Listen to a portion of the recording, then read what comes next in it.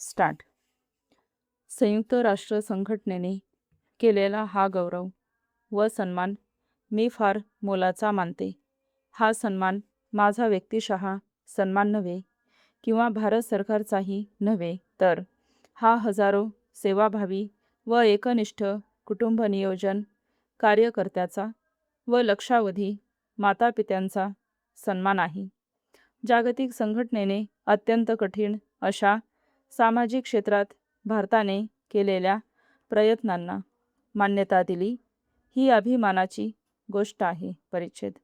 आरोग्य सेवांद्वारे संघटित प्रयत्न झाल्याने मृत्यूचे प्रमाण कमी झाले आहे.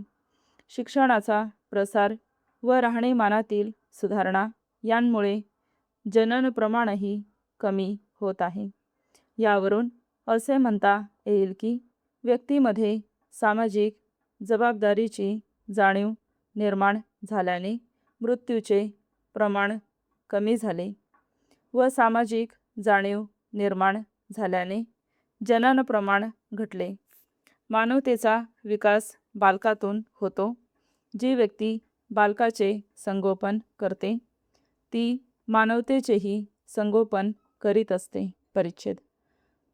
स्वातंत्र्यप्राप्तीच्या पूर्वीपासूनच आम्हाला याची जाणीव झाली की गरिबीशी मुकाबला करावयाचा असेल तर आम्हाला आमच्या कुटुंबाला मर्यादा घातल्या पाहिजेत, कारण त्याशिवाय आम्हाला प्रत्येक बालकाला त्याचा योग्य तो वाटा व संधी देता येणार नाही. भारत हा पहिला देश आहे की जेथे शासकीय स्तरावर कुटुंब नियोजनाचे धोरण मान्य करण्यात आले. आमच्या विकासाच्या योजनांचा लोकसंख्या नियंत्रण हा एक महत्त्वाचा भाग आहे. या कामासाठी खास निधी राखून विशेष कर्मचारी वर्ग नेमण्यात येतो.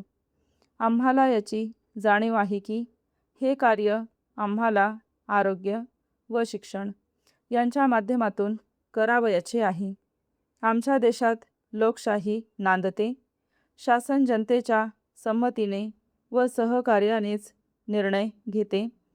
आमचा कुटुंब कल्याण कार्यक्रम हा पूर्णतः स्वेच्छेने स्वीकारलेला कार्यक्रम असून त्याची अंमलबजावणी होत असताना स्वयंसेवी संस्थांचा त्यात महत्त्वपूर्ण वाटा आहे. परिच्छेद. कुटुंब नियोजन ही जनतेसाठी चालवलेली चळवळ बनली तरच आपल्या आशा आकांक्षा प्रत्यक्षात साकार होतील. जनतेला मूलभूत सेवा आणि सुविधा उपलब्ध करून देणे ही सरकारची जबाबदारी असली तरी हा संदेश लोकांपर्यंत पोहोचविण्याची आणि त्यासाठी त्यांना प्रवृत्त करण्याची जबाबदारी केवळ अधिकाऱ्यांचीच नाही. सामाजिक संस्था, स्थानिक संस्था, कामगार संघटना, महिला मंडळे आणि राजकीय पक्ष यांनीही ही जबाबदारी स्वीकारली पाहिजे. या सर्व संस्थांना कार्यप्रवृत्त करण्यास लोकसभा आणि राज्य विधिमंडळाचे सदस्य हातभार लावू शकतील.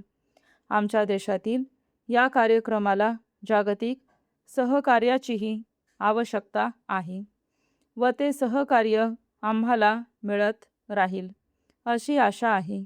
जागतिक संघटना याबाबत करीत असलेले महनीय कार्य व त्या संघटनेकडून सर्व राष्ट्रांना मिळत असलेले सहकार्य प्रशंसनीय आहे. परिच्छेद. आम्हाला सन्मानित केल्याबद्दल जागतिक संघटनेचे आम्ही आभारी आहोत.